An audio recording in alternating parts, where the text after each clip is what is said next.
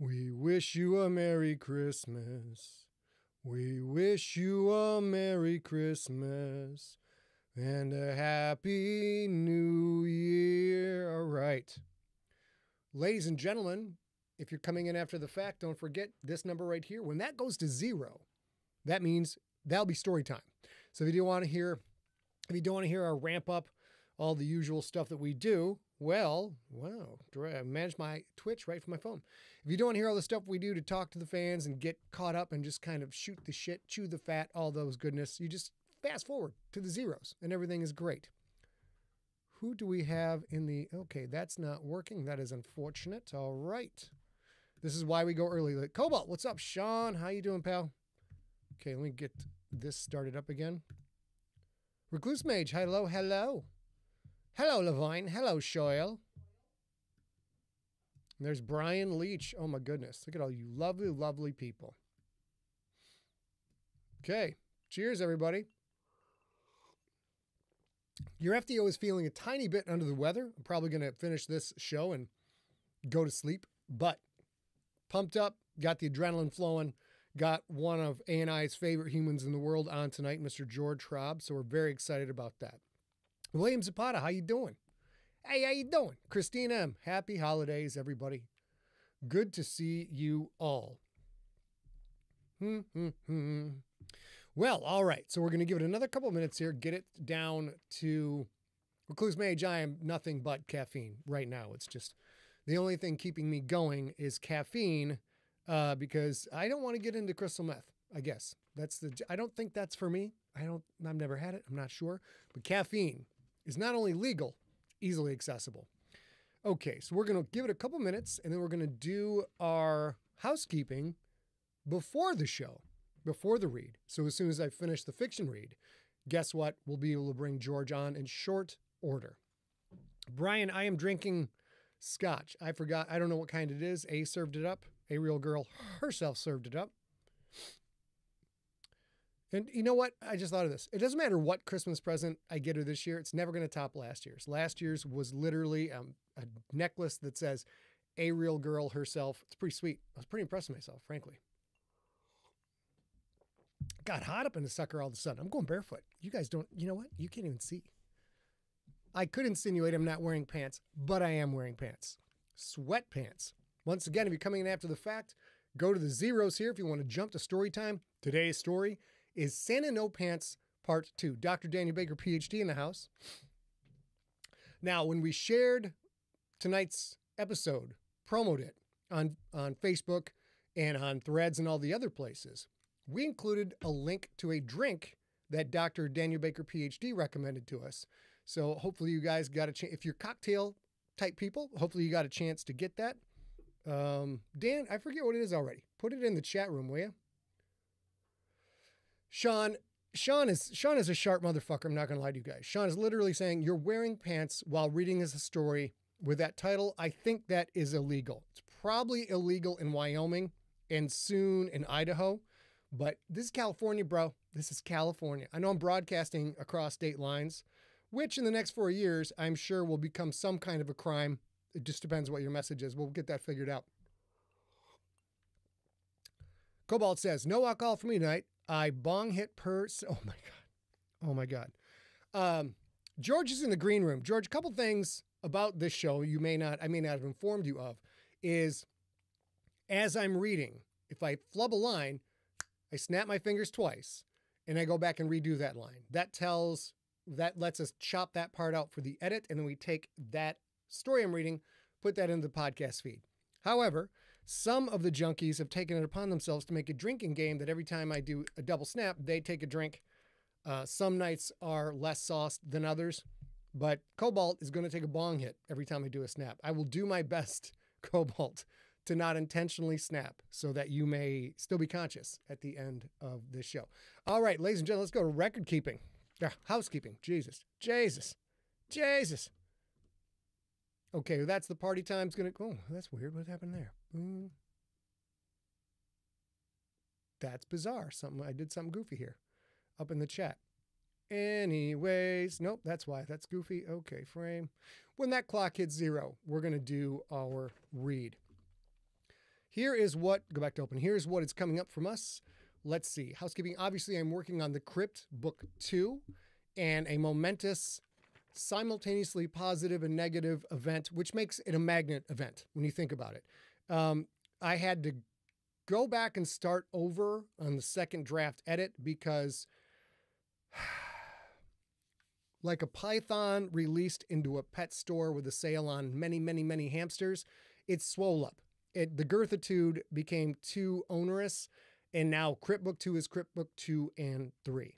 The good news is, because I was at about 140,000 words, there's a whole separate story that will now be Crypt Book 3. It makes a lot of sense where I split it. I probably should have split it in the first place. I did think I was putting too much into this book, but you know what? In my infinite creator hubris, I thought, you know what? This time I got it. This time they're not going to get me. This time I'm going to be able to write succinctly and smooth and fast and final, and they're not going to get me the word gnomes. The word gnomes got me. So about 40,000 words in so far into the Crypt Book 2 second draft. That's about 40% of the way. I think it'll finish up at about 100,000 words. We shall see. Sunday, December 15th, the Santa No Pants Part 1 went live in the podcast feed. Tuesday, December 17th, Deep Cuts 29. The rules for what makes a Christmas movie went live. So the next time you hear anybody saying, hey, is Die Hard a Christmas movie? Is this a Christmas movie? You go listen to Deep Cuts 29, and I have set the rules. It is decided what constitutes a Christmas movie. And it's very scientific. That is in your podcast feed right now. Sunday, December 22nd. Tonight's episode, Santa No Pants Part 2, will go live in the podcast feed. Tuesday, December 24th, tonight's interview with George Schraub will go live in the feed. And then Monday, December 23rd, it's not Wednesday next week. It's Monday because of Christmas and stuff. Our live stream will be Santa No Pants Part 3, which will finish it up because it's a heartwarming Christmas tale. And then we will prep you for New Year's Eve. Deep Cuts episode 30 will be a real girl herself and I talking about the most bizarre New Year's Eve movies that you can hopefully watch at home. We're trying to cater this and craft it to stuff that's on Netflix and Amazon Prime. We know we can't get everybody right all the time, but we'll do the best we can so that the insane shit we're talking about, you guys will be able to watch at home and have yourself a very happy New Year's Eve. All right, let's go to, well, we got 124 left. We're going to jump right in. Daniel Baker in the chat room has posted the drink recipe. And Dan, did you say what it is called? It's a modified grasshopper, I think. Anyways, that is up in the chat room. You guys can make that drink if you are so motivated. Jenalia, hello. Timothy Clark, how are you? Yep, very seasonal drink. Mary Garrett. Mary, we watched Red One, the rock movie. We loved it. We had so much fun watching it. It is a silly, harmless Christmas action comedy. And we had a blast watching it. Chris Evans is good in it. The reindeer are so cute. They're the cutest reindeer I ever did see. I love them. So it was a very fun movie. So there's been a lot of poo-pooing on the internet about The Rock this, The Rock that, Red One this, it flopped at the theaters, etc. We had a blast. It is a harmless, good time, and really, really enjoyed it. Chris Grawl's in the house. Chris Grawl, author of Trigger Guard, in the house, hanging out with us right now. Daniel Baker, PhD, says the drink is called the Choplin, Spanish for grasshopper. I have no idea if I'm pronouncing that right. All right, let's go to Maine, ladies and gentlemen. Let's get this off. Timer is off. And here we go. Let's first of all make sure we are rolling. Zoom in for a check. We got audio. Time to rock and roll. Here we go.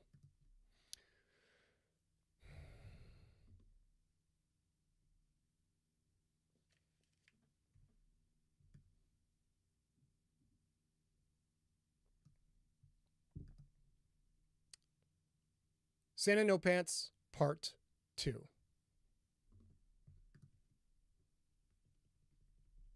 Hey there, visitor. Welcome back to Parish. I'm Towny Ted. I'm glad you returned to hear about Laura, Rikki, Dale, and old Zeke. Don't forget about Jennifer. She's a nice girl. A bit of shame what happened to her, eh?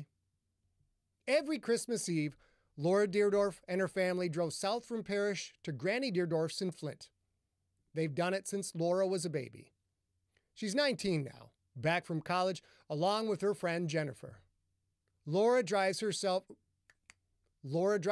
these days in a 1985 Corvette that was her dad's until he bought himself a fancy, brand new 1988 Mercedes G-Class. One of them cars that looks like a Jeep but costs a whole lot more. He had to go all the way to Detroit to pick it up, is what I heard. But cars don't matter, eh?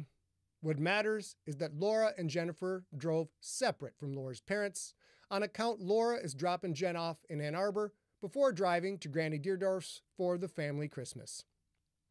Laura wanted to take the family dog Zeke with him to Flint. She thought Zeke was too old to stay by himself in the garage until Laura's parents returned. Laura's mom and dad said the dog would be fine. Laura disagreed. After her parents left, Laura and Jennifer decided to drive back to the house, get Zeke, and let him stay with Jen in Ann Arbor. And that's where Rikki and Dale come in. You see, Dale used to date Jennifer, and he knows how to get into her parents' house. Rikki convinced Dale they should rob the place while the Deerdorfs were gone. You might say Rikki leads Dale around by the short leash that dangles just below a young man's belt. Rikki is part Kapanoka, one of the tribes that lived in the parish area before the arrival of the white man. She thinks the robbery is justice, as Laura's great-grandfather, Silas, used some of the Deerdorf lumber wealth to build what was called an American Indian boarding school in parish. These were not nice places, visitor. That school, now a ghostly ruin out on the edge of the Bordeaux, is a black mark on the town's history. At that school, Laura's grandfather liked to dress up as Santa Claus and do bad things to the kids. One of those kids happened to be Rikki's grandmother. After years of abuse, she and 20 or so of her friends got even with Silas, dragging him out to the mill and throwing him feet first into a wood chipper. Legend has it, the brutal ending birthed a vengeful spirit around here. Legend has it, the brutal ending birthed the vengeful spirit, known around here as Santa No Pants. Story goes that if you do bad things on Christmas Eve, real bad things, eh? Santa No Pants might come for you. And if he does, you'd better not be on the naughty list. When we last left off, Dale knew where the Deerdorfs hid their spare key. He and Rikki are going in. Laura and Jennifer were on their way back to the house. Night is falling, and a snowstorm is brewing. Season's greetings, visitor. Cuddle up in that warm blanket of yours, and let's continue the story.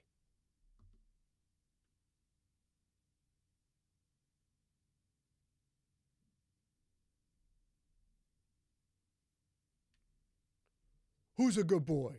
You're a good boy, Zeke. Ice-cold hands jammed deep into her coat pockets, Rikki stood there, shivering, as Dale roughly scratched the chest of an old yellow lab sprawled out on its back. The dog's tail thumped against the garage floor.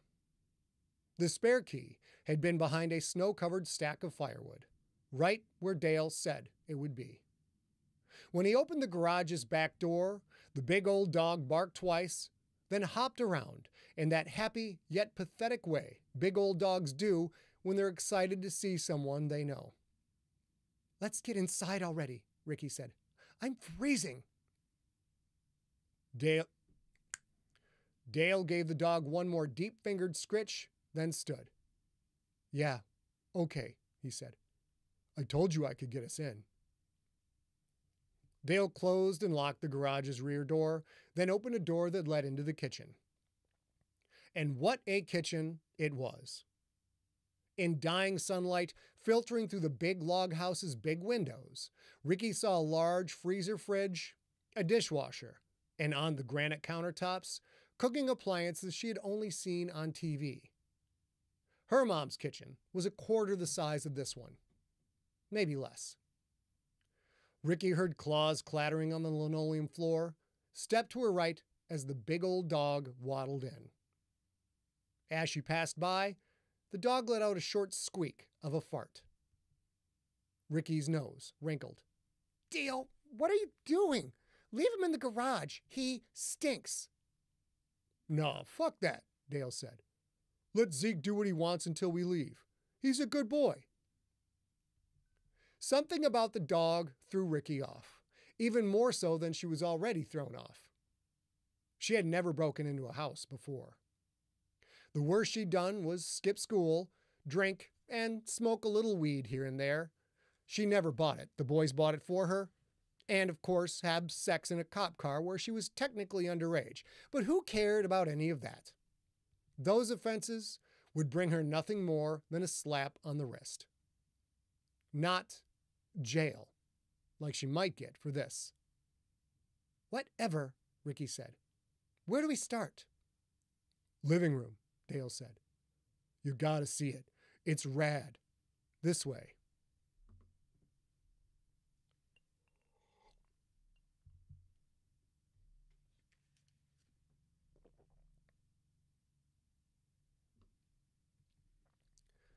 Taillights nearly blinding her with their red glow, Laura tossed the last of the sand on the flattened snow beneath the Corvette's wide rear right wheel. She stepped back, her balance awkward in the ditch's thick, snow-plow-driven drifts. The idling V8 gurgled like a purring lion. Okay, Jen, give it a little gas, but just a little. Jen did give it a little gas. At first. The tire slowly turned in place, then spun madly, kicking out a spray of snow and sand. Stop, Jen, stop! The wheel stopped spinning. Jen leaned out the window. I'm sorry. Her words turned into curling white that caught the car's light. I barely touched it, for real. Laura wanted to kick herself. Of course, Jen wasn't familiar with the car's acceleration. But Jen had never gotten a car stuck in the snow, so she didn't know anything about using the sand in the trunk. Daddy always made sure there was sand in the trunk to get one unstuck. Laura did know. And what winter wisdom Laura had. Stunning, really. First, losing control on that patch of black ice and putting the vet in the ditch. Then, not managing that delicate bit of acceleration herself to try and ease the car back. Brilliant. Absolutely brilliant. Laura looked at the car. Snow halfway up the doors, like the vet was packed in form-fitting styrofoam. 2 long tire tracks tracing the path over the snowbank and down 3 feet to where the vet lay. Who was she kidding? The snow was too thick to get the car out of there, no matter who was at the wheel. The only positive was she'd been going all of 20 miles an hour at the time. A little damage to the front bumper, maybe, but the car looked okay. Come on, Laura said. We gotta walk to my house to call a tow truck to get it out. They slowly worked their way up the ditch's slope. Even though they kept to the area scraped flat by the car's downward slide, their feet still plunged a good 2 feet with each step. Laura laughed each time her boots sank in to her knee. This is so bogus, she said. I'll visit your parents again, Laura, but like in the summer? Is it like this every winter here? Laura cleared the steep bank, got her feet on the snow-sprinkled pavement, then reached back down to help Jen up the rest of the way. Believe it or not, this is a mild winter, Laura said. Shivering, Jennifer huddled in her coat. Mild my behind. How far is your house? Nothing but a darkening haze remained of the day. The snow in the ditch looked more gray than white. Laura pointed down the darkening road. There were no street lamps this far from town. It's just up around that curve there. Like 15 minutes? Jen shivered, looked around at the darkening trees and the blackening sky. 15 minutes? You don't have, like, neighbors who could help? Not a one, Laura said. We own everything you see around here. Let's go. The faster we move, the warmer we get.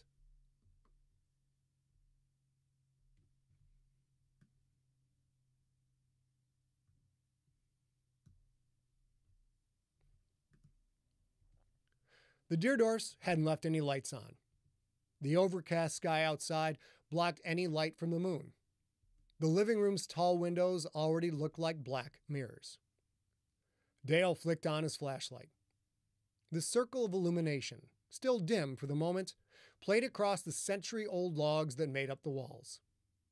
Leather furniture, new since the last time he'd been here. Peaked ceilings, framed pictures and paintings. Fancy lamps. A chainsaw carving of a leaping trout. He liked that one. "Look at this place," Rikki said.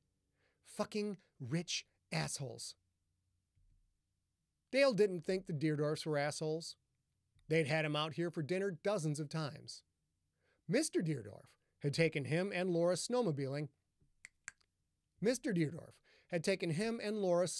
riding and target shooting.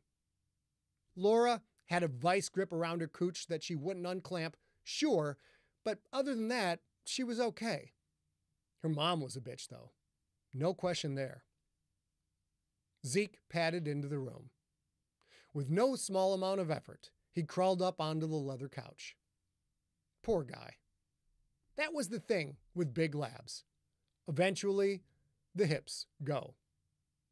Zeke wasn't supposed to be on the couch, Dale knew, but whatever. Zeke was a good boy. He circled once, let out another high-pitched squeak of a fart, and flopped down. "Oh my God, he stinks so bad," Rikki said. "Let's just get to it.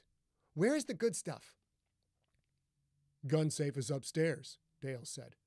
"Combination is Laura's birthday." Rikki grabbed his forearm. "We don't need guns," she said. "Where's the real safe? The one with the money in it? And where does Laura's mom keep her jewelry?" Jewelry? Why the fuck would Dale know that?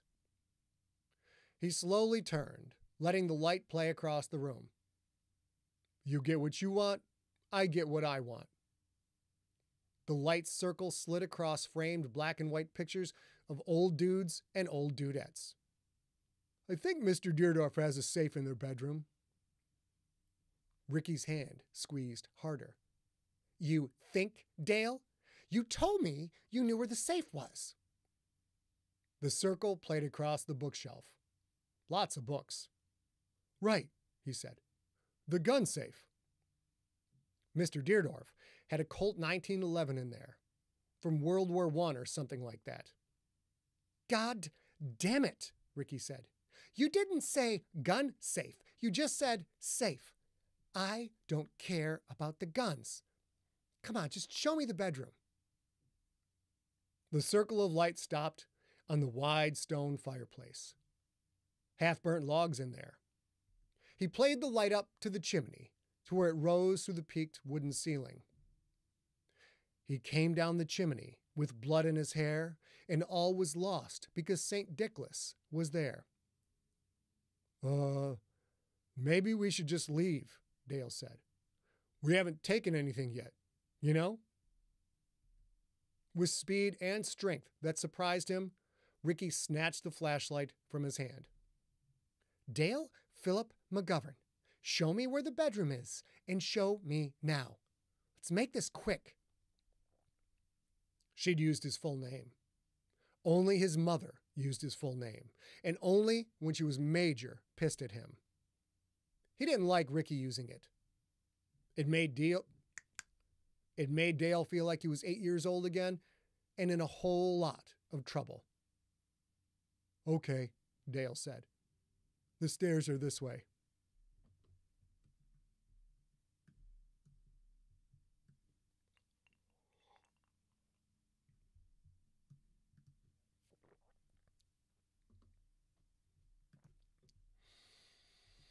"There it is," Laura said. "That's my driveway right there." "Thank God," Jennifer said. "My feet sting." Jen's shivering misery made Laura feel even worse about putting the vet in the ditch. They started down the driveway toward the dark house. They'd lost a lot of time, sure, but so what? They'd get Jen warmed up, maybe some hot cocoa, maybe start the fire for a bit. Then they'd pack up Zeke and they would head to Ann Arbor. Mom and Dad would be none too happy when Laura pulled up about midnight instead of 8ish when she was expected, but tough titty, said the kitty when the milk ran dry. Mom was going to be mad about something no matter what, so who cared? They reached the house. Snow had started falling, but the walkway to the front door remained pretty clear. She pulled the keys from her pocket, opened the door, and held it while Jen hopped inside. Laura shut the door and flicked on the light. When she did, Jennifer screamed. Laura turned quickly. Her heart stopped. Two people wearing winter jackets. A girl and a boy, both holding pillowcases that hung down heavy. They stared at her, blank-faced, surprised. Like a flashbulb popping, names clicked with the faces. Rikki? Dale? What are you doing here? Zeke lifted his big head. He saw Laura. His tail thumped 3 times on the leather couch. Then he put his head back down again. Laura's heart pounded so hard it was difficult to think. This didn't make any sense. Had Dale and Rikki come in here to, have sex in Laura's bed or something? They are robbing you, Jen said, her voice quavering. Oh my God, oh my God, oh my God. She turned and reached for the door, bumping Laura aside. Robbing? What? But it was Dale. Dale. Laura had forgotten how big and fast he was. Stunned at the situation, heart sending tingling adrenaline coursing through her body, Laura stood there, frozen, as Dale McGovern closed the short distance in an instant. He whipped his hand sideways. Jennifer grunted in surprise and pain. She dropped to the floor. She didn't move. Jesus Christ, Dale, Rikki Makowski said. What did you do? Laura had to get out of there. The garage. She took one quiet step backward toward the kitchen. Dale turned. He was bigger than Laura remembered. He held a pistol. Dad's pistol. Dale pointed it at Laura's face. Stay here, he said, his voice rough. Just stay right there.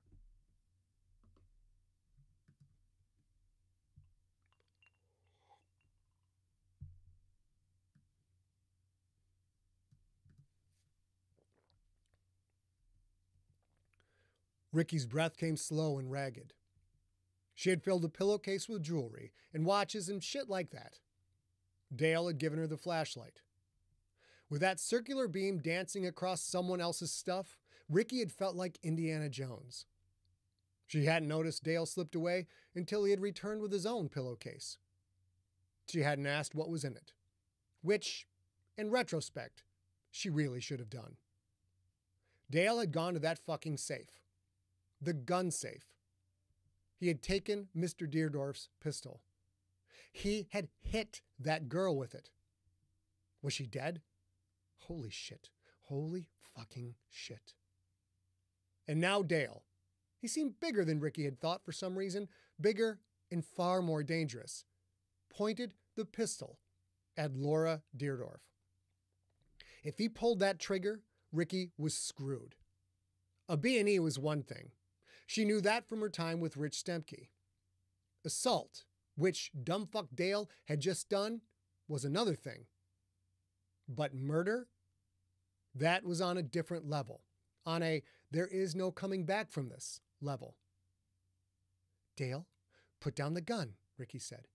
Put it down. Like, come on, man. Was that what Dirty Harry would have said? No, but Rikki wasn't Dirty Harry. The girl on the floor still wasn't moving. They saw us, Dale said. They'll tell. He did not lower the gun.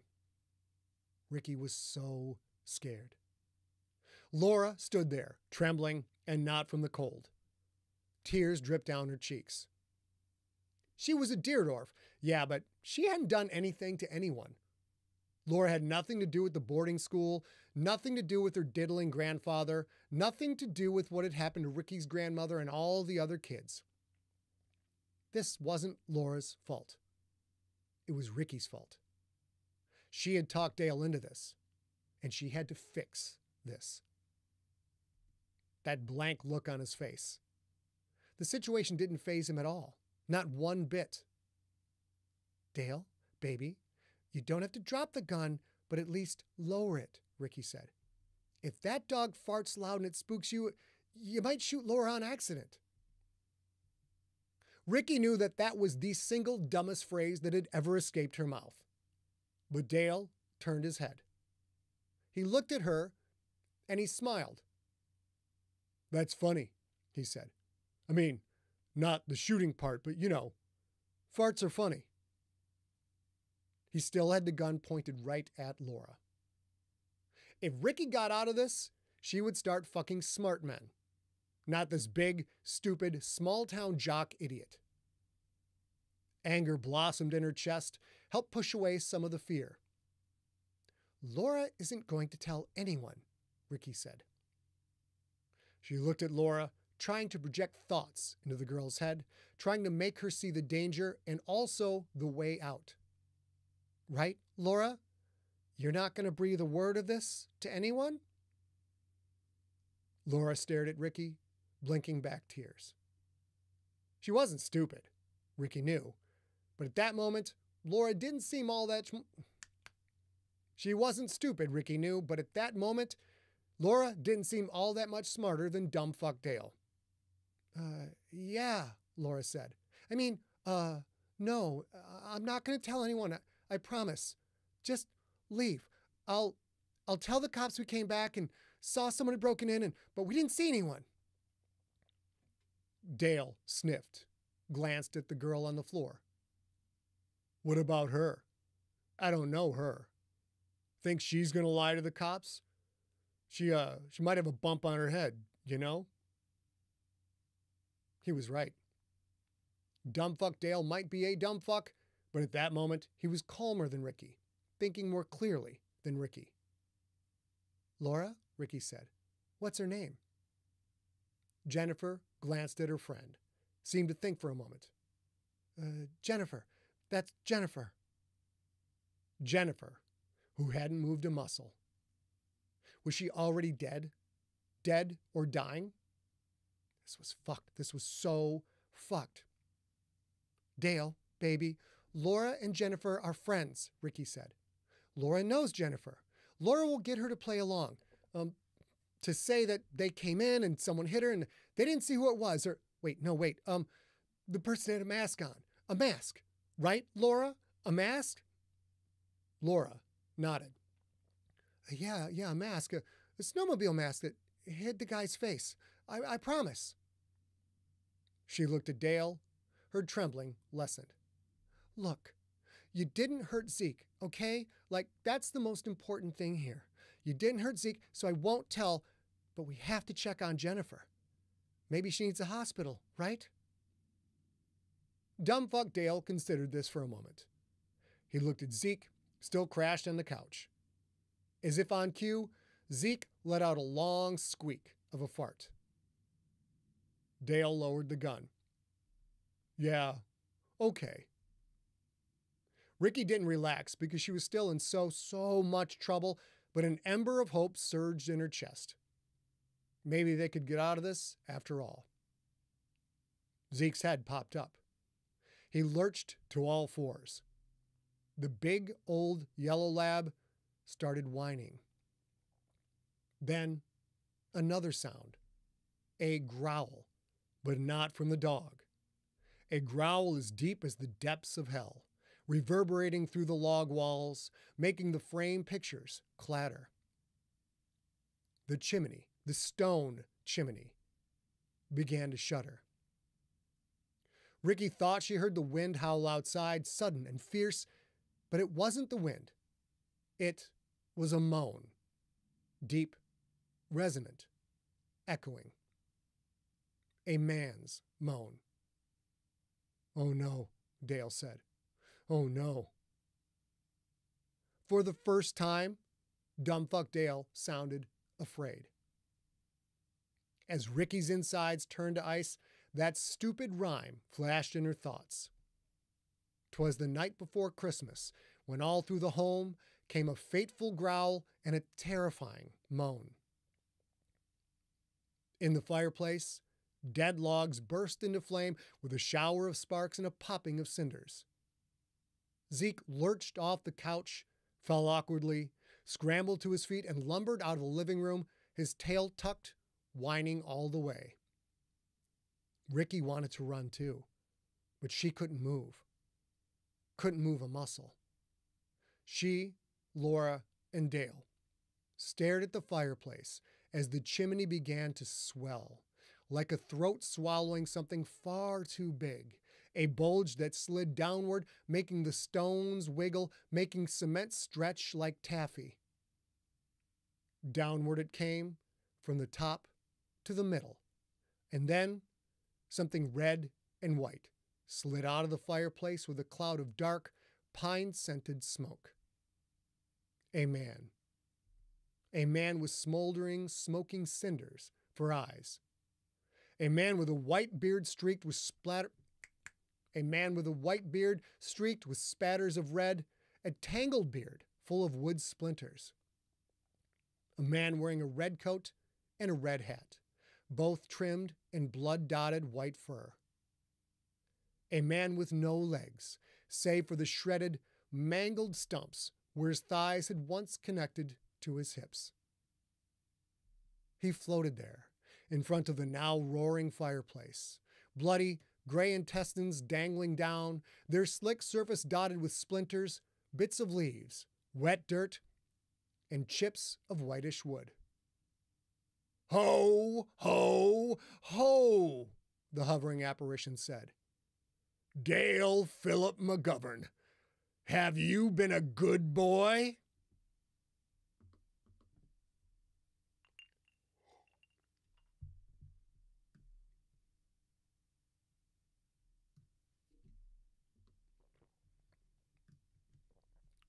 "Well, visitor, seems like Dale may be on the spot, eh? The story is almost done. Next time we chat, we'll find out if he's been naughty or nice. I'm told Santa No Pants has his own way of finding these things out. We appreciate your interest in Parish. We really do. And remember, visitor, things are different here."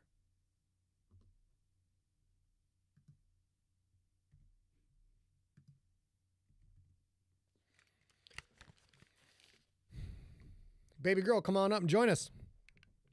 That was part 2 of Santa No Pants. You guys, I have a problem. I thought Santa No Pants was going to be 1 episode, then became 2, and now it's going to be 3. But I guarantee you, I stand by it, I guarantee it, that will definitely be the end of it all. Recluse Mage in the chat says, "I guess it's a long coat to cover the other dangly bits. I think now that I've read it, I do have to trim it a little bit. Not the dangly bits, they're already trimmed, but the longer past the hip Santa coat, I'm going to have to do a punch in that where that's all in tatters and shit like that too. But I'm enjoying this story. I hope you are enjoying this story. I don't do the supernatural stuff all that often, but that's what Parish, Michigan is. It's bonkers, supernatural, crazy shit. Noisy Astronomer's in the house. Fabulous. I don't see where she is in the chat room, but A's flipping out in the chat. A, come on up when you can. George will be with you in 1 second. All right, ladies and gents, we are now getting ready for the guest part of the show. As soon as Ariel Girl herself is up here, she's going to be bringing the drinks that Dr. Daniel Baker, PhD, the cranky bastard mixologist himself, has specified for us. Cobalt says Zeke is awesome. Dude, come on. Of course, Zeke is the funnest part of the story. And as you know, it's a Scott Sigler story. The dog never dies. The dog never dies. I haven't made up my mind about cats yet. I don't know about cats, but for the most part, the dog never, ever dies. Pet squirrels, can't promise you anything. Possums, gophers. If you have, an aardvark, I can't speak to the aardvark's safety. That's beyond my control, is what it is. Cobalt says, "Great story, Scott. Thank you. Thank you for listening." And Daniel Baker says, "And that is what we appreciate about Dale." Let's go back to the chat here. As Beth Copenhaver says, "Oh, full name is real bad And yes, full name is Real Bad. And then Santa used the full name, which is Real Bad. Not Santa. Santa No Pants. Huge difference. Huge difference. I mean, I'm not saying that Santa can get away without wearing pants. He probably can. But 364 days a year. 3 city full? Okay, here we go. Ladies and gentlemen, look who is in the house. It is none other than a real girl herself. Hi, babies. Oh, hi, Theo. How are you? Why don't I hear that? That's so weird. Apparently, everybody else hears the A entry, but I'm not hearing it. I don't know why. We'll have to fix that later. Baby, how you doing? I'm great. What'd you think of the story? I like it. It's a lot. It is a lot. It is a lot to have to face up against Santa No Pants because you just did a little breaking and entering. That's not a real crime. I mean, can you move that back where it was? Sure. Yeah. Sorry. Perfect. Also, Santa No Pants just in general is a lot. Unlike the Christmas pants, which we're about to get into. We're going to talk about Christmas pants. We're also going to talk about Santa too, like one of the possibly the greatest Santa story I've ever heard in my life. A Santa song I've ever heard in my life. Which is the George Robb Santa song. Okay. Yeah.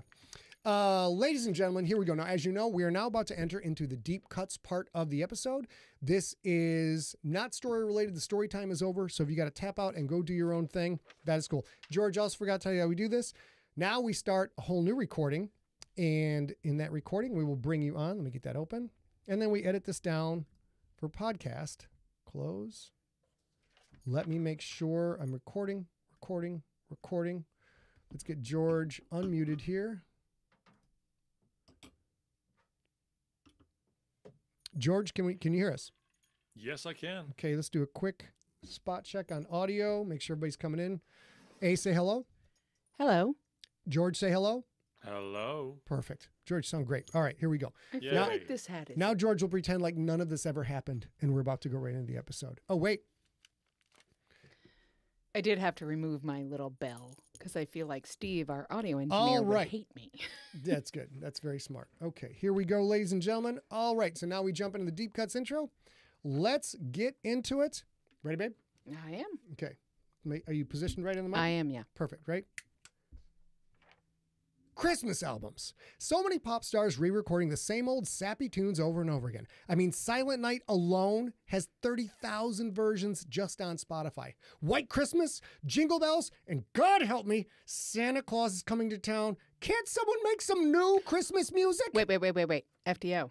I know a guy who writes original Christmas songs. Well, I'm sure they're all corny and cheesy and holiday spirity, right? Well, one of them is about Santa getting stuck in a chimney. But sure. Sure. Do that again, babe. Well, one of his songs is about Santa getting stuck in the chimney, getting roasted to death from fire, and that makes the house smell like bacon. It's a Merry Christmas after all. Who is this lyrical genius? His name is George Robb, and we'll talk to him about his new Christmas album, Stocking Stuffer, right after this short break. And there's our short break. You ready? I am. I'm so excited. You want to? We got the drinks going or what? Yeah. We do that on the show? Yeah. Okay, here we go. Welcome to Deep Cuts, the bonus episode of the Scott Sigler Slices Fiction podcast, where a sci-fi author and audiobook narrator discuss things and stuff in the world of holiday joy. I am Scott Sigler, sci-fi author, known far and wide as the future Dark Overlord. And I am A.B. Sigler, audiobook narrator and producer at Empty Set Entertainment. And tonight, we're talking with podcaster and musician George Robb about his new Christmas album, Stocking Stuffers. Oh my God, I'm so excited. George, welcome to the show. What an introduction. I don't know if I can live up to this now. Oh my goodness gracious. Oh, it's going to get way worse for kids. you. It's going to get way worse for you. I'm such a huge fan. That's so sweet. You guys are the best. You guys are the best. It's so nice to be here. Merry Christmas. Happy holidays. I'm from I'm right here in the middle of Bethlehem, Pennsylvania. Like literally in the middle of the Christmas city. That's fantastic. I just love this time of year. I'm not a believer. I'm not religious in any way whatsoever, but I just love Christmas. I'm such a sucker for it. So the fact that I can share my Christmas spirit with the two of you today, it just makes it so sweet. We are not necessarily believers in Christmas. We are believers in the Christmas spirit, though. The gathering of friends and family and spending time with loved ones, and welcome. Well, but also I want to talk to everybody listening, everybody watching, everybody who hears this as a podcast. There is a song that talks about what George just said, an original song that George wrote on Stocking Stuffer about being someone who doesn't believe in the idea behind Christmas and fully embracing it anyway. And I love that. In a time of, people saying, well, we're not allowed to say Merry Christmas anymore, or blah, blah, blah, blah, blah, blah, blah, blah, blah. And you being like, yeah, no, I don't believe in the reason for the season, but I love the season, in a beautiful song that is absolutely playable while you're having a Christmas party is exactly my jam. I love it. Ladies and gentlemen, also in the chat room, John Reeves just popped in. John Reeves, friend of the show. John Reeves is a spectacular streamer and YouTuber, and you guys should check out John Reeves live on YouTube. And if you're a Twitch person, check that out as well. For sure. And John, you'll love George Schwab's songs, Christmas songs too, all of his songs too. So we have a handful of questions, but do you want to tell us just a little bit about why now, why a Christmas album? I was approached about 2 years ago by a friend of mine, fellow songwriter named Alex Radis, and he had this idea: why don't we write a bunch of Christmas songs that are sort of purposefully bad? Let's do something like the Ugly Christmas Sweater version of songs. Would you be interested in that? And I was like, Alex, that's a fantastic idea. We sort of missed the first Christmas that he had said. We came around the horn. Last 2 Septembers ago, he then came to me and said, remember that Christmas-like idea that I had last year? You want to do it? And I said, sure. He said, well, I booked a gig, so we should start writing songs. We have 7 weeks. So in 7 weeks, between the two of us, we wrote 18 songs, I think it was, 17 songs, and had this wonderful concert. And just like people were so into it, so excited. It was all just sort of purposefully bad Christmas music that people just responded really positively to. Well, another half a year went by that, and I wanted to take the songs that I had written for that project, which is an acoustic duo, and I was so pleased with the tunes that I had written, I wanted to do studio versions of those songs, because I knew we were going to do a live album as well as the acoustic duo, bass and guitar primarily. But I thought, you know what, I want these songs to have a full-on studio version, so I grabbed my 11 tunes, I went up to Queens, up in Astoria, New York, to the wonderful Slough's B-Sharp studio, and we recorded these songs really quick. I've never had an album this close to another album, because just last year I released Terpsichore, which is my 8th studio album. This is now my 9th studio album, and I just wanted a record that's full of Christmas songs that are funny, because, I mean, you guys know, the oeuvre, the genre of funny Christmas music is pretty god awful. Yeah, very much. much. It's usually one joke that gets just driven into the ground. It's usually really mediocre songwriting, really bad forced rhymes, shoehorning. And I thought, you know what? There's got to be a better way to do it. So I tried to write these tunes, and interestingly enough, a lot of them took these sentimental turns. So yeah, you've got Santa Claus dying in the chimney in one of them, but there's another one that's called All I Want for Christmas is Free Parking, right? Which is a funny title. I thought that's a great title, funny title, good song. I'm kind of making fun of Mariah Carey, kind of making fun of Paul McCartney too, because it's sort of a timbrely very similar to his music, his Christmas song. But that tune takes this lovely sentimental turn where it goes from, I don't want gifts, I don't want chocolate, I don't want money, I want just a parking space. That's all I want for Christmas. And you find out the reason that the protagonist wants a parking space because he wants his friends to come visit. Yeah. And that's why he wants free parking. And it takes this beautiful sentimental turn from snarky to like this sentimental turn. And a bunch of the songs do that kind of, I can't help but have my enjoyment of Christmas come across. And like you mentioned, that song, I Don't Believe in Christmas, that was the impetus for that was this idea of like, it's the time of year when people are really nice to each other for the most part. And to be honest, I don't care why people are being nice. Like 100%. If they're going to be nice, hey, I'm fine with it. If you want to have, if your fantasy land tells you to be nice this time of year, I'm okay with it. I'm totally okay. But that's actually true of quite a lot of your work. Your take on so many songs, and you write so many very, very, very funny songs. I'm gonna use Far as an example, even though that's not a funny song. It's not a comedy song. It's not a Weird Al kind of take on something else that's sassy. Sure. It's lovely and funny and sweet and teaches you something. You know what I mean? I love that song. Yeah. Yeah. I actually referenced the song Far, I believe, in the Starter or the All-Pro and the Galactic Football League series. And let's see, go back to, that is on Interrobang, right? Yeah, that is on the album Interrobang. The song is called No, Far. that's on Terpsichore. That's on. No, sorry, that's on Trebuchet. That's on Trebuchet. Oh, okay. Trebuchet, Song yeah. Far, yeah. Well, But the can song- you pull the up song- Trebuchet and show that Sure. album cover? Because I Oh, want yeah, Trebuchet, everybody that's the one, watching yes. tonight to look at this album cover. And I want to tell you that George is also, he is absolutely a musician through and through his entire life. I don't think you've ever had a job that's not music. Like you are a musician. He is also a practical effects master because this was in a room in his house. He created that entire backdrop and made that jump himself to make that album cover. And for a while, it's gone now, but for a while, you could jump in front of the trebuchet wall. Oh, I have a picture. I have it's one of my favorite pictures. I have a picture of me trying to imitate this jump, and I should have called that up for this interview. That would have been better preparation. But also, while we're talking about album covers, real quick, we got to go back and. Anyways, Far is about how far things are apart in space, and it is largely beyond the human brain's capacity to understand or comprehend Really it in far. a stretch. It's Like really Uber far. So it's one of my favorite songs. So I actually Like worked. Jamie Farr. Jamie Farr. Yeah.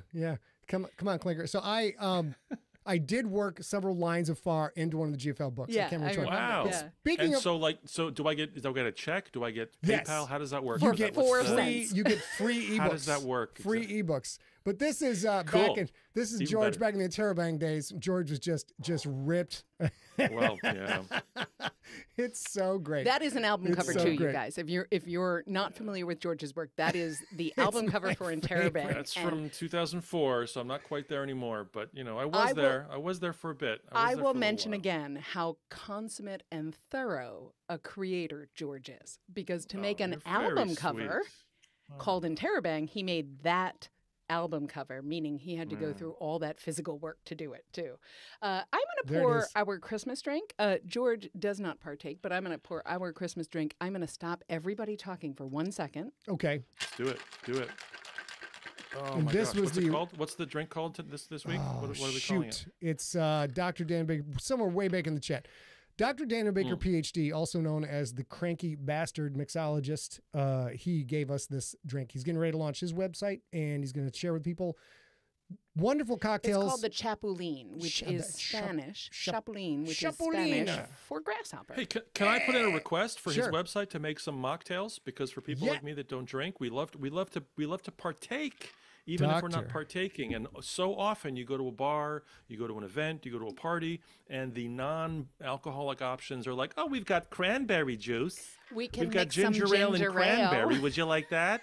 How about some lime juice and seltzer? How's that?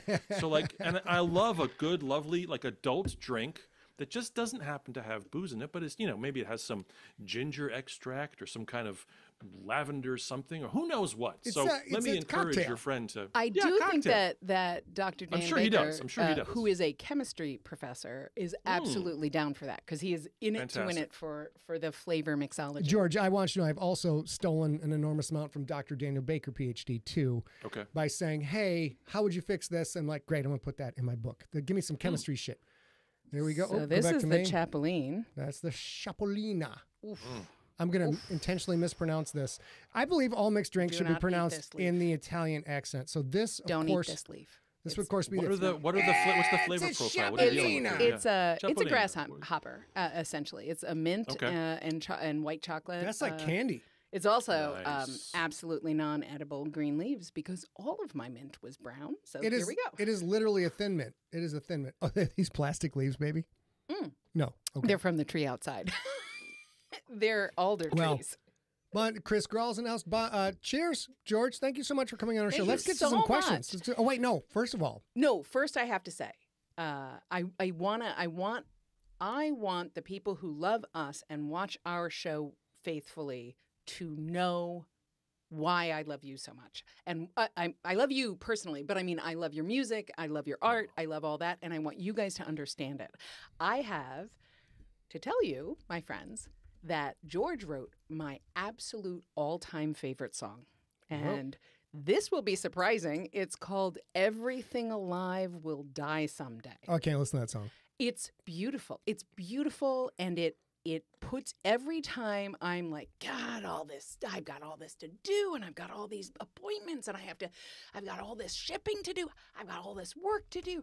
I feel like I'm overrun.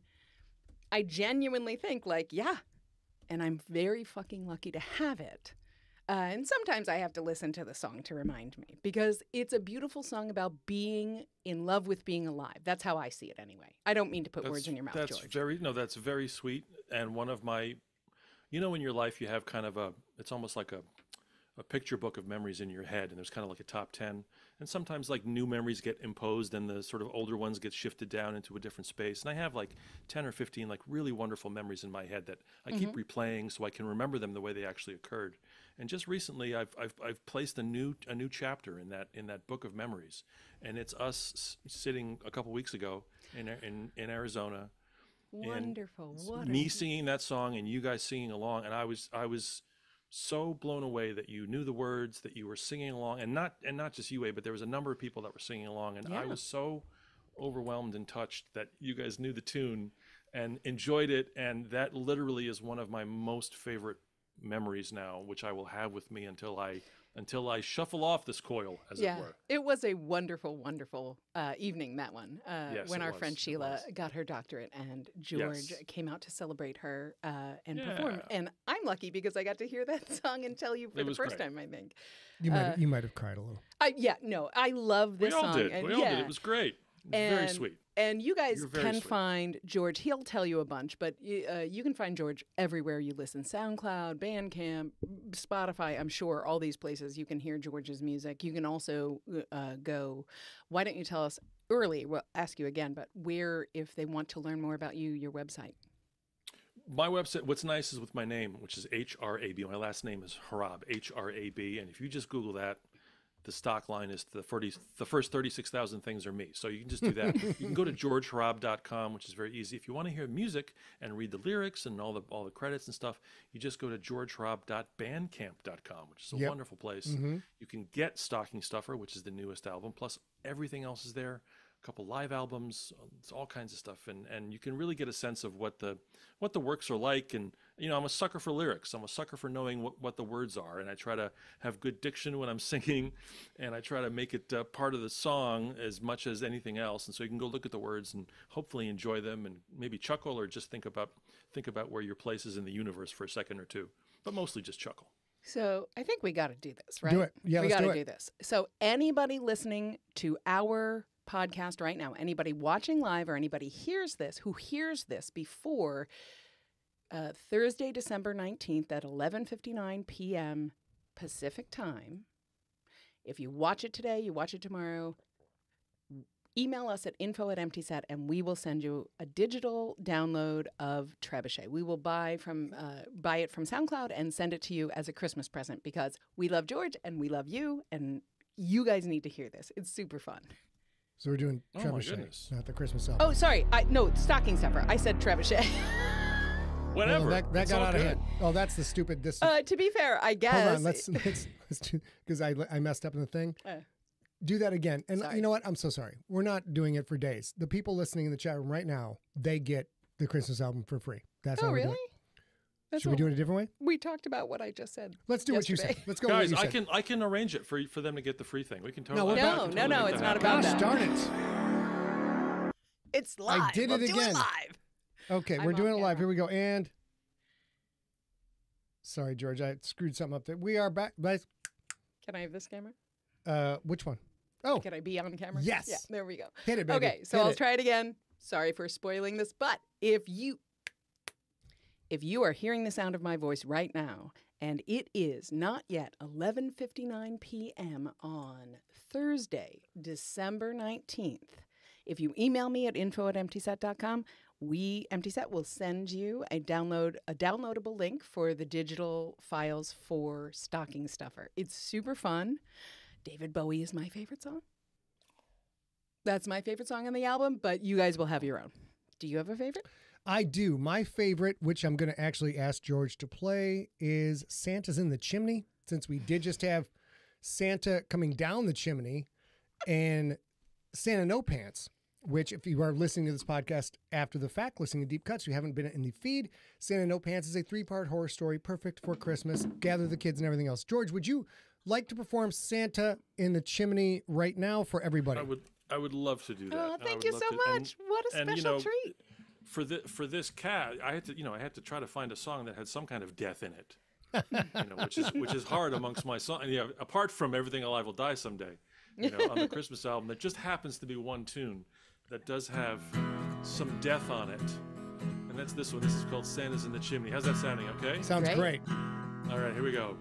When I woke up Christmas morning, there was something in the air, a different kind of feeling than what usually is there. A certain strange sensation was impinging on the bliss.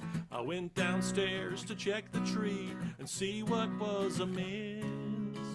Now I wish that I was faking, I wish it was all a dream, but it vaguely smelled like bacon, and I recalled a muffled scream. My son was there all teary-eyed, my heart sunk as he said, Santa's in the chimney, and Daddy, I think he's dead. It looks like Santa's dead inside my chimney. It looks like he got stuck in my smokestack. I don't know if he was on his way in or out, but the schmuck, he got stuck. You can blame it on his belly and his pack. Now I'm thinking that I probably should go and inform someone, but describing all the details won't be much fun. I think I am confused as to what is the protocol. It's Christmas, and I doubt there's anyone at City Hall. Though there's a body in the shaft, nothing bad will ensue. And there is this awful draft, and he's acting like a flu. We barely use that fireplace, we never light that thing. So maybe I'll avoid the call and just wait until spring. It looks like Santa's dead inside my chimney. It looks like he got stuck inside that vent. I don't know if he was on his way in or out, but St. Nick's pretty well fixed, and I'm worried that he's starting to ferment. Of all the gifts he possibly could bring me, this has to be the one with least appeal. There's one dead Santa stuck inside my chimney. That's one more Santa than is the ideal. Like 0 dead Santas is the ideal. I'll make the best of this sad situation. I'll try to savor each holiday meal. I will enjoy my turkey, despite cured Santa jerky, and revel in how much this is surreal. That's right. It looks like Santa's dead inside my chimney. Now what will I do with all his reindeer? I guess an opportunity has come about. I'll sell his sleigh on eBay, and I've got venison to last about a year. That's my favorite part of the song, because I love venison.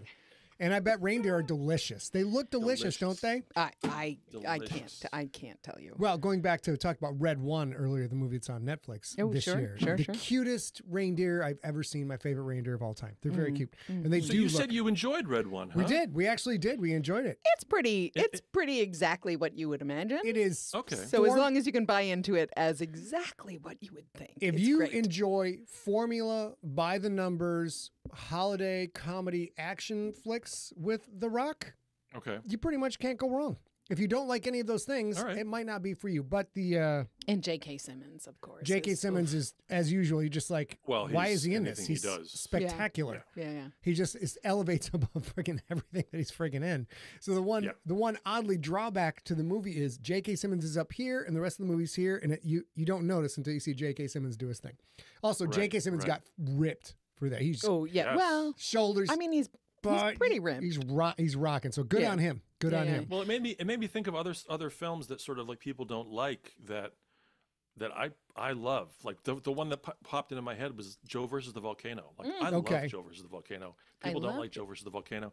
Ishtar, I love Ishtar. You ever seen Ishtar? Of You'll course. love Red One. It is so fun and silly, and just the songs which Paul Williams wrote they're just amazingly, talk about bad purposeful writing, just fantastic.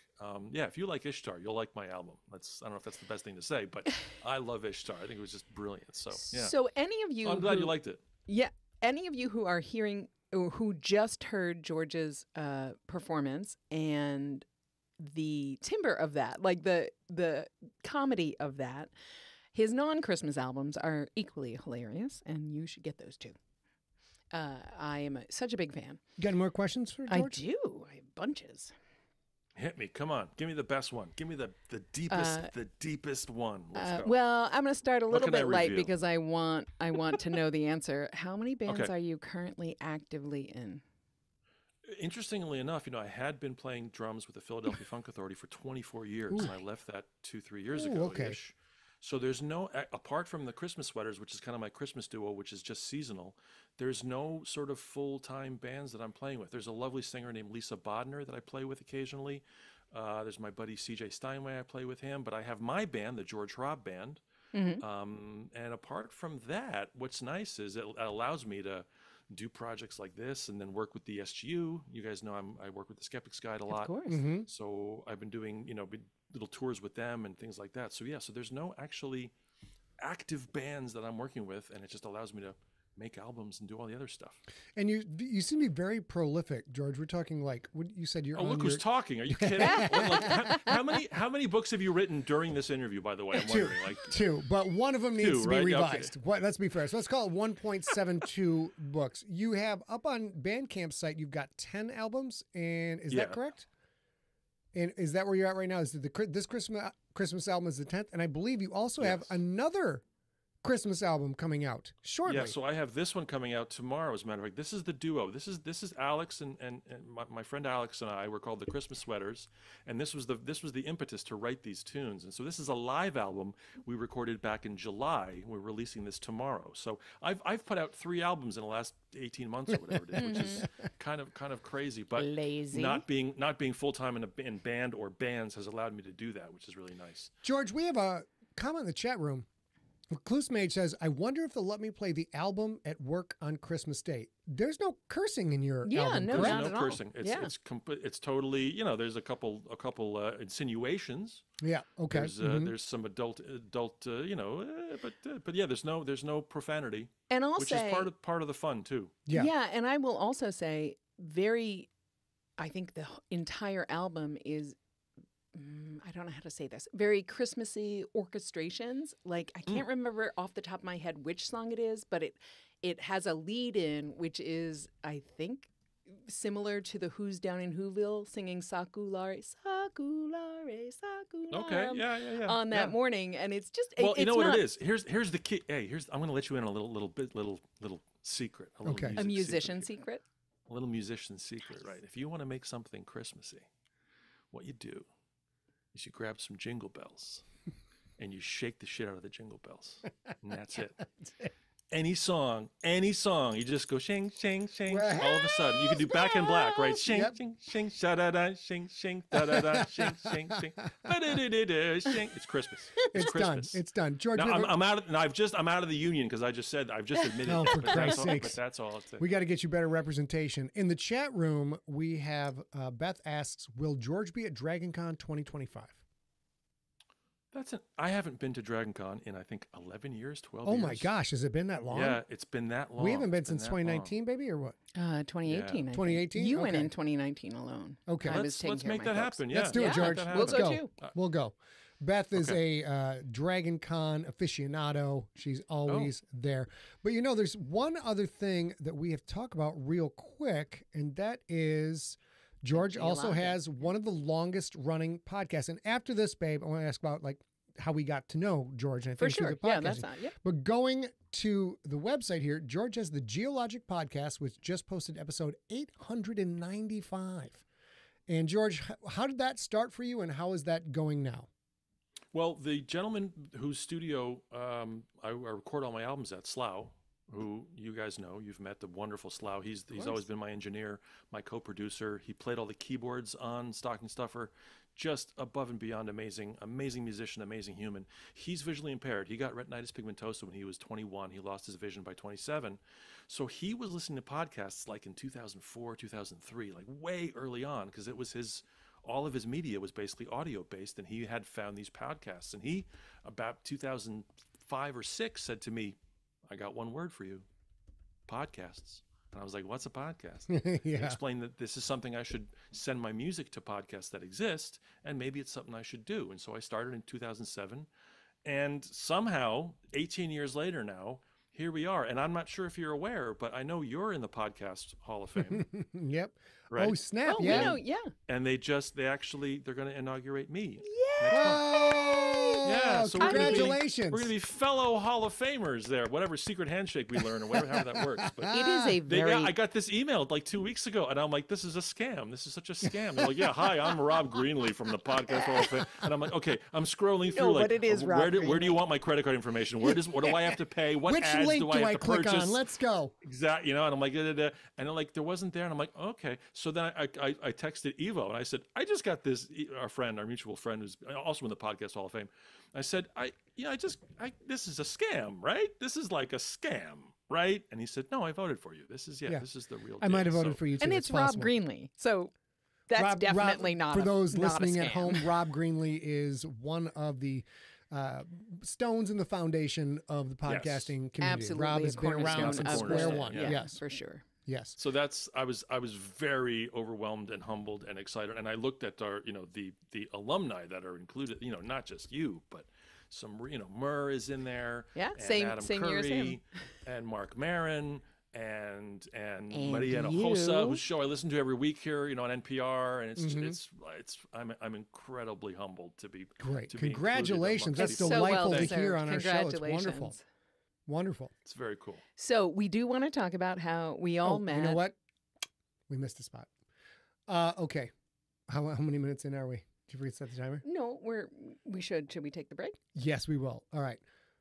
When we get back from this short break, we're going to talk to George about how we all met and then get any questions from the chat room for George. Stick with us after this break, and it would help us out. Just listen to the ads in this break. For some reason, that helps us out a lot. So just listen through, and we'll be back in just a couple of minutes at most. Okay, there you go. So Scott wants to talk about how we all met. I Sorry, feel babe. like we got to do this. Oh, yeah, I'm Forgot sorry. this. George, we're just so excited. Sausage is made. We've lost our professionality. It's ridiculous. Ready, babe? No worries, man. Nope. Here we go. Number 13. Welcome back to Deep Cuts. We're talking with podcaster and musician George Schraub about his new Christmas album, Stocking Stuffer. George, welcome back to the cast. It's so good to be here. Oh my gosh. I'm so excited. Oh man. I can't believe it. So we want to We're talk cutting about how cutting deep. We're cutting deep. how we going all deep. met. How did you guys meet? Well, I believe the first time I met George, and there's a reason I bring up the Interrobang album cover, because that was George's first album. So I may have met George at Dragon Con way back when. And I was at a room party with Evo Terra and Sheila, which we talked about earlier. Mm-hmm. And there was this guy at the party, and everywhere I went at Dragon Con, people kept asking me, hey, are you George Schraub? And I'm like, no, I don't know who George is. I had not met George, but I got asked like 5 times, are you George Schraub? Of course, I'm bald. We're both beautifully bald, George and I. It's spectacular. Yes. Our domes are, let's be honest, they're rare, special, and spectacular. Oh, top 4, like in media. No question. Top bald domes in me. It's like us and Telly Savalas. Patrick Stewart. Yeah, Patrick Stewart. Those are the 4. And the 2 of us. That's it. So I kept getting asked this, and like, whatever, that's fine. This is good. And then I go to Evo's party in the Dragon Con hotel room, and it's packed. There's a bunch of podcasters in there, and George is in there, and somebody mentions George, and then I don't know the full context. All I know is that Sheila at some point said, "Oh, George, it's not like you're going to play naked like you're on your album cover." And George just gets this calm look on his face, and then the clothes just start coming off. The clothes start coming off. Is that really true? For real. The first time I met George. I love you so much. He may have been naked except for the guitar. He may have had undergarments on. I don't remember. All I know is I'm like, that motherfucker's ripped. And I hadn't seen the album cover yet, but George is like, I've been working on this body all day, all month, all year. Anybody wants to challenge me? I'm like, let's go. I'll show it off. And it was wonderful and spectacular. And then he played a bunch of music. And of course, the ladies were mesmerized. Well, and many of the course, gentlemen were mesmerized. And he just sounded great. And that is how I met George Trapp, as far as I remember. So I think you and I clearly met somewhere in the critical thinking skeptic community. But the story I want to tell is I had a job interview in Philadelphia for a Philadelphia company. Right. And I emailed, my friends in Philly saying, hey, I have this weird per diem I have to spend. That's right. And it's $700 weirdly, but I'm only there for like 2 days. And do you have any idea? And Hookers and blow, baby. Come on. And Gio was like, okay, I have an idea, but it's the whole thing. And we went to Morimoto, which is an Iron Chef restaurant. It was. Iron Chef restaurant. Yeah. We had the omakase at the Iron Chef restaurant. It was with great. With our great good friend Donna Mugavero, who is our Empty Set in-book designer. We Diva three of Doom went. Says hello, by the way. She says to say hello to you guys, so she's saying course. hello. Right. So the three of us went, and it was the very first time that I had gone to a whole experience restaurant that was that sort of high level. So we got the omakase. If you guys don't know what that means, I think you all do, but omakase means that the chef chooses for you. He asks if you have food preferences or allergies or things like that, and then he brings out food for you. And then you just sit there with your mouth open like this, and they just feed you just droplets of joy into your gullet for like an hour and a half. It was insane. It was such a good choice. And also the restaurant itself is an experience. Cool. It's got all these lucite pieces of furniture that fiber optic light goes through. It was insane. What was the name of the restaurant again? Morimoto. Okay. It's in Philadelphia. Morimoto. It is wonderful. Thank you very much. And he was there. It was awesome. The Iron Chef was there in the back cutting fish. And hey, do you know where we actually met? Do you remember where we actually met? I the don't first think time, I do. Believe? It was in the Galapagos. Was it? Oh, yes, it was. Of course, at the Lido bar. Right, and then we went and had that amazing meat meal. No, that is where we. Or was that maybe after? That one was the first conversation we had actually. Sort of on the cruise, we got back to Quito or wherever the heck we were. Yeah, and we went Quito. and we went to that like Brazilian thing, and they brought all the intestines of all these animals that were just fried, and it was fantastic. Yeah, you're right. I think that was the first real conversation we had. We were on that 10-day We met in the Galapagos, cruise. baby. Come on. We have to be friends forever. Seriously. Yeah. Seriously. Pretty impressive. Oh you guys my God. You're all very Such a impressive with your wonderful thing. Galapagos Yeah. trips and your I'll take Interrobang you. albums and your Morimoto. Oh, I can't ever play that card with him. Like, I'm so jealous you got to do this. She's like, great, I'll make that happen for you. I'm like, well, I guess I'm a I'll traveler. I'll I shut love up now. it. I'll be quiet now. Yeah, it was so that but that Morimoto experience was so interesting because and the reason I bring this up is to also say this is how I think you approach the songs you publish anyway, I'll say, that you literally come to it with your whole heart, your whole head, your whole self. And it's rare. And I think everybody who's listening to me can hear this. Like a lot of times people will be like, hey, I'm coming into town for a few days. I got money to blow. Do you want to do anything? And people will be like, oh, you don't have to spend money. But you honestly were just like, you don't have to do this. But if you want to do this, I have a great idea. Yeah. And that just honesty is a very hard thing for me to do even today. And we've known each other since 2008? I think like a long, long time. And I still have trouble just saying, here's what I want.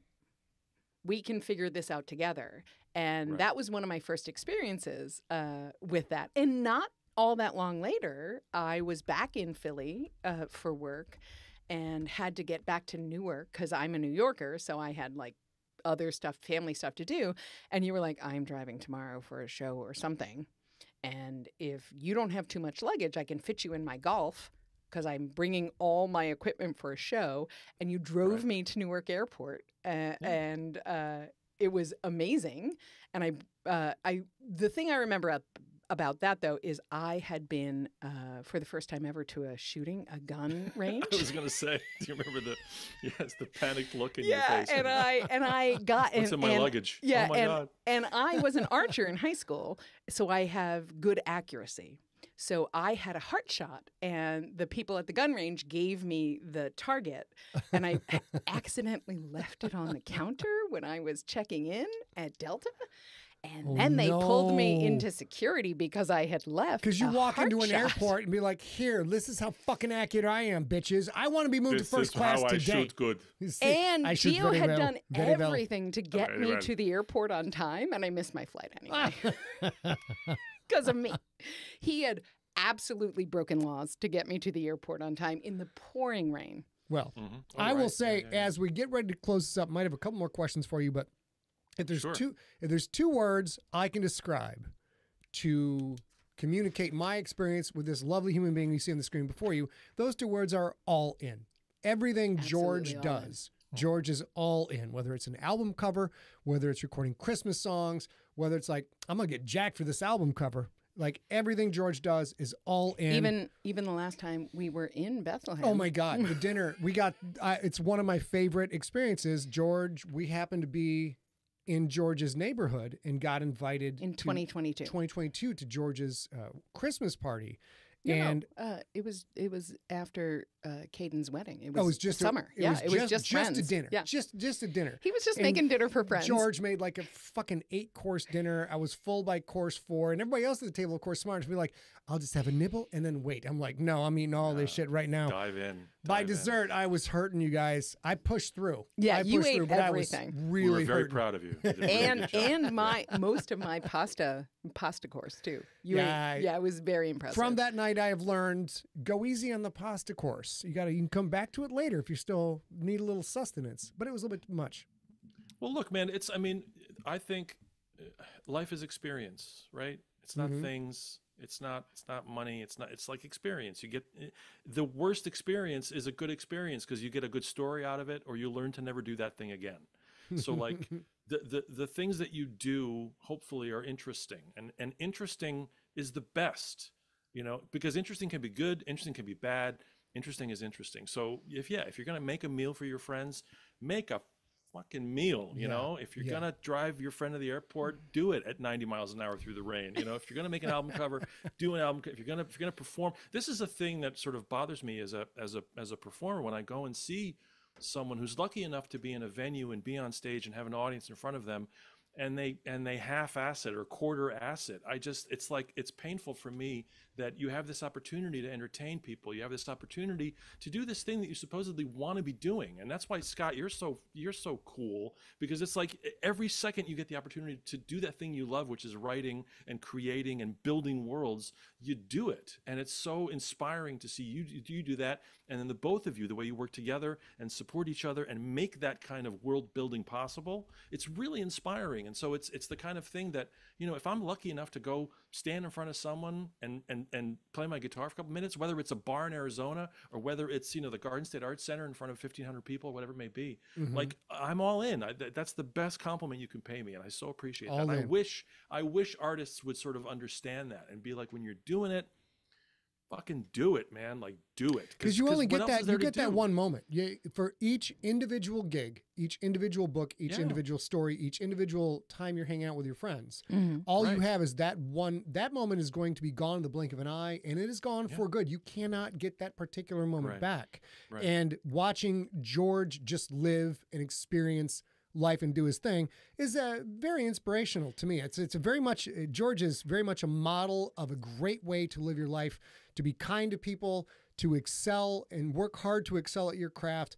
And when those moments come, enjoy the shit out of them and entertain people.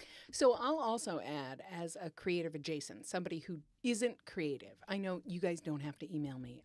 That's not a bad thing. I am not a creator. But one of the beautiful things that I have learned from both of you is this idea that it isn't just, I need to put this thing into the universe. I need to get this thing done. I need to do this. You both, and not everybody does this, but the two of you do, you both also want the experience of putting it out there and seeing how it lands and seeing how it plays and seeing what that does to you. And it's hard. It must be hard as a creator. I can only imagine. But the idea that you show up with your whole heart and be like, I want to experience this, I think gives me, as a receiver and an enjoyer of that entertainment, a lot more viscerality, I'll say. It's weird to say it that way because it's an album or a book. It's not, there's nothing live in front of me, but it sort of shows up that you are putting, you can tell if somebody's writing a story or if somebody is writing a song or if somebody is telling a story or telling their story in a song. And I believe that even though you structure songs with couplets and rhyming and all that stuff, you're still telling a real story, just like lots of you exists in your books. You're not Quentin, you're not Perry, you're not any one character, Correct. but there are little pieces in George's songs and in Scott's stories of them as they are. And I think that is part of what I sort of feel as this is more important than, like, I'm not trying to denigrate anybody, but sort of more important than like a Whamageddon or something where it's just a pop song that's not personal or invested to me. It's meant to be a pop song, not a story that somebody is telling from their heart. Yeah. Look, every genre, every type of thing has its own validity. Whether it's a sugary pop tune, there's a complete validity in doing that kind of a thing. But like you said, the intention behind it. And look, George Michael wrote, Last Christmas when he was 19, I think, and that thing came deep from inside of him. And he was like, this is going to be the biggest Christmas song of all time. And he said that humbly, and by the time he was 26, whatever he was right. Have you watched the Wham documentary on Netflix? No. Is it's it great? Fantastic. Wow. It's great. New Year's Eve. It's great. New Year's And Eve. Andrew Ridgeley is he's so sweet and so, like, he just adored. Talk about talent adjacent, that phrase you just used there, and that those people are so important in the quote unquote talented person's life, because there are so many examples of people that have talent, that do the work, that whatever, that have a partner, that have a representative, that have another that allows for that art, that talent, that music to come through and come across. Andrew Ridgeley was the main songwriter when that band first got together, when the two of them got together, and then he soon realized that he was being eclipsed by George, and he didn't get jealous. He recognized George's musical acumen and his skill and his voice, and he was like, I got to support this guy. I'm going to back off. Why would I want to hear George Michael songs? I don't want to hear Andrew Ridgeley tunes. I want to hear his stuff. And to his credit, he was like, we're done. Like, you go off and do your thing. So that band was only together for 5 years. That's only 5 years. Astonishing. Wow. It's 5 years. And it's like the Beatles 8 years. It's astonishing So that quick. these people can support each other and just you catch that spark, that flame, that fire, and recognize it and let it burn as brightly as it possibly can. I just realized this. I think I met you before I met Donna, and you have that creative adjacent. You and Yes. Donna work very, Absolutely. very closely together with Geologic. I mean, I'm actually surrounded because I have Slough. Between Slough and Donna, I would not have any kind of musical output.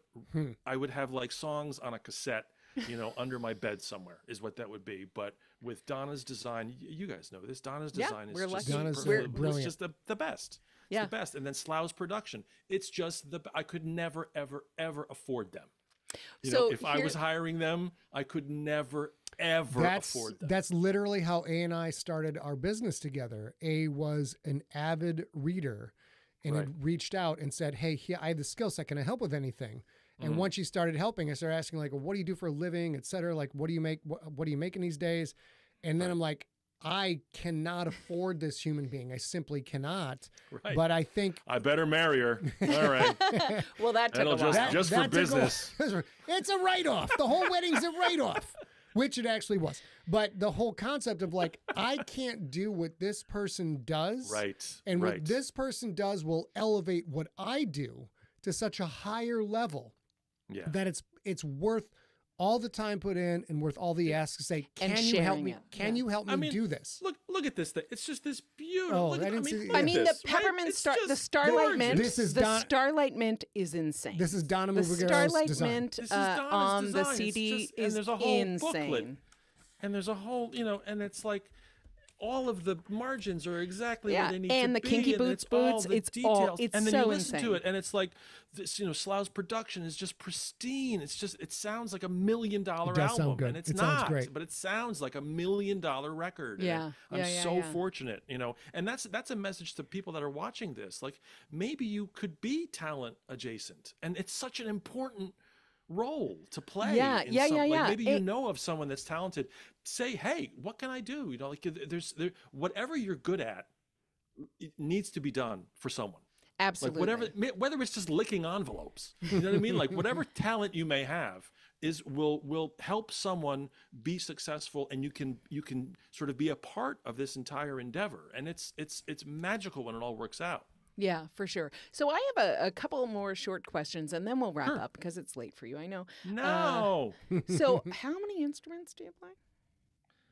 I mean, it's basically like four, like three. I mean, I play, I studied percussion and drums, so that's like I have a degree in that. Right. I picked up guitar in college, and if you pick up guitar, you can kind of play bass. Like they're that's the first four And strings. maybe so there's a similarity banjo. there. And then banjo is a little bit different, but like some stringed instruments. And then I started playing piano sort of seriously about 10, 12 years ago. So I'm a really good drummer. I'm a okay bass player. I'm a decent guitarist, and I'm a mediocre piano player. Do And I you sing, play any so. things as instruments that aren't instruments? Do you have chopsticks? Do you have forks? Do you have spoons? Oh, well, that's the beauty of percussion. Percussion is that broad thing. I mean, when I was studying, there's some pieces that you play that are just, where you're playing literally, chimes into buckets of water, and you get to do all these wonderful Foley type sound effect things. And, I've played on statues. I did part of one recital I did was this entire piece of music that I played outside. I was inspired by this guy named David Van Tighem, who's a New York percussionist, and he would early video cameras. He would just film himself playing percussion on street things like radiators and grates and sewers and all kinds. So I did that sort of around town. And so there's footage of me playing on sculptures and railings and all kinds of stuff, and finding the music inside of pieces of metal or whatever. So yeah, I'll bang, as it were. I'll bang anything that's nailed down. Well, Yeah. so is there anything that you bring into a recording studio that would not be classified as an instrument by me? That's a good question. I mean, there's sort of, you have all kinds of mufflers and dampening things that sort of you use to, there's a trick on the I don't believe in Christmas. I wanted the bass that I was playing to sound more like an upright, more like an acoustic, and so the way so those tend to be a little bit thumpier than an electric. So there's a trick you can do where you can take like a sanitary napkin and you put it under the strings and through the strings, and it just deadens it, so you can pluck away and you get that kind of upright sound. So what you're hearing is kind of this thumpy, diaper kind of pad Yeah. I thing. just So that's- love yeah. those because, like I mentioned, creative adjacent, don't do any Right. of that, don't have to think about any of that. But I love to know that you are like, how do I make this sound? I'll take anything, I'll do anything. Yeah, drums. There's these little like gels that you put on. There's like little kid toys that you. I don't know if you remember the wacky wall crawlers. Remember those? Oh, for things you sure. throw against So the wall, good. and they would like sort of walk. Well, there's things that are like that. You put those on drum heads, and because there's no adhesive, they're just stuck there by the sort of pressure. It's nice because you don't get tape all over your drums. So you can put those onto your drum heads to get the right tone that you want. So those kind of things. It wouldn't be considered an instrument, but yeah, I all love kinds of it. little tricks like that. So I have Yeah. one more question, and then we'll wrap up. And this Sure. one's a little bit deep. Your songs, all of your songs, not just on Stocking Stuffer, but all of your songs are gracious, I'll say. And sometimes they deal with topics that people may be bothered by, like I don't believe in Christmas. Some people might take offense just to the song title. But if they take the time to listen to the song, and this is true of every song I know and love of yours, if you're talking about something that people might be cantankerous with, you do it with grace and aplomb and wonderful inclusiveness. And I wonder how hard that is to always sort of, your public light is always sunny, even if it's difficult and hard. How do you do that?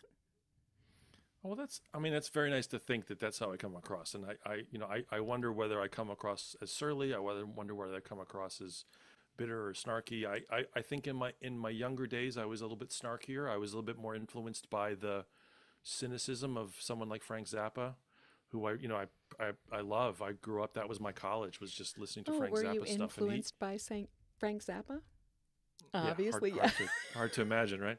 But the problem with the sort of cynicism is that it can eat itself after a while, and you can kind of get a very dystopian small window that you look through, where everything you look at sort of reflects a cynicism. And unless you are unless you have vision that can go beyond the cynicism, which sometimes is difficult to do, you need a really decent set of binoculars to get past your cynicism sometimes.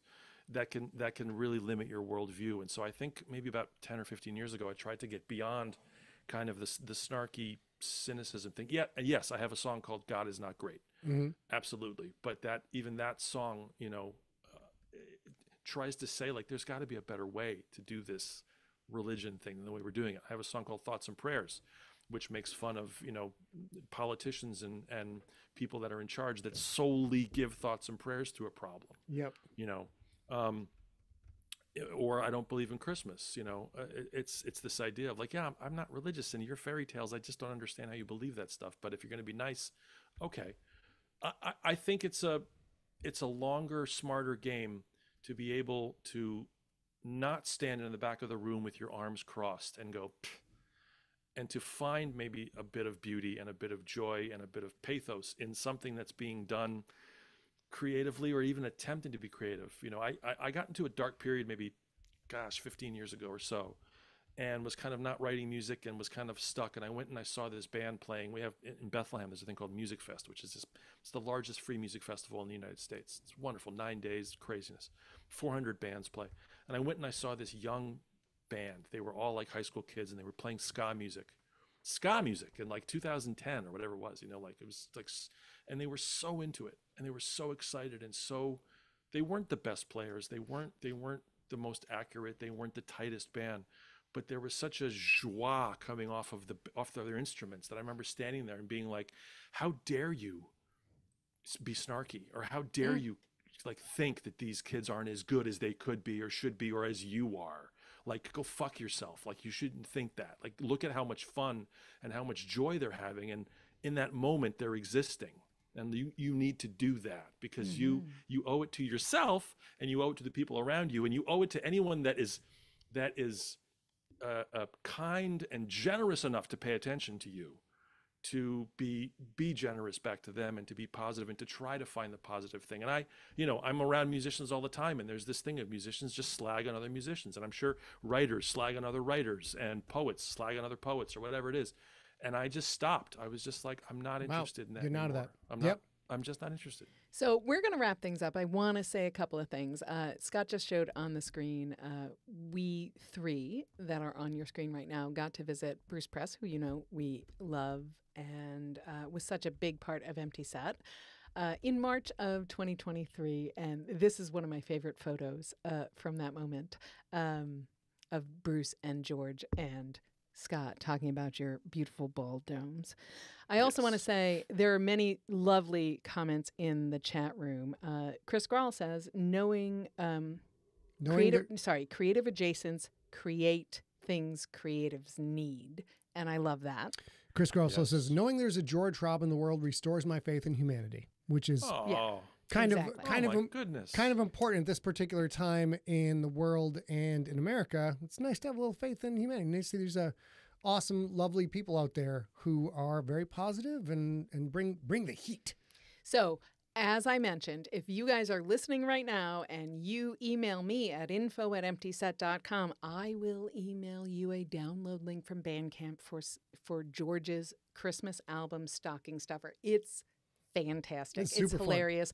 My favorite is the David Bowie song. Yeah, That's such a fun one. That's such a fun. That was one of the first ones I wrote, actually. That was because that just popped into my head like a David Bowie Christmas, and it was like, okay, that song's done. It's written. Like, because that, to me, it's always the idea is the hardest part. Like, the concept is once I get the idea, like all I want for Christmas is free parking or a David Bowie Christmas, cool. And I actually on my podcast I said, who can find the most references? There's 36 David Bowie references in the lyrics. Yeah. So someone got all 36. It Oh, was really really? Cool. Yeah. And Great. there's musical references too, so I didn't even talk about that. I think there's about a dozen musical references, but just in the lyrics itself, I think it's 35 or 36 lyrical references. So we would love to send you George's album for How Christmas. cool! Please email us before your time runs out. Yep. Gio, thank you so much for Thank you, spending bro. time with us. Appreciate tonight. it, man. It's so thank you for you two performing. are the best. Thank you, You so two are much. the best. You are No, a delight in our life and a little bit of a Christmas light at this point. I Granted, know. granted. Now I'm wondering what hickory smoked Santa tastes like. Nope. Mm-hmm.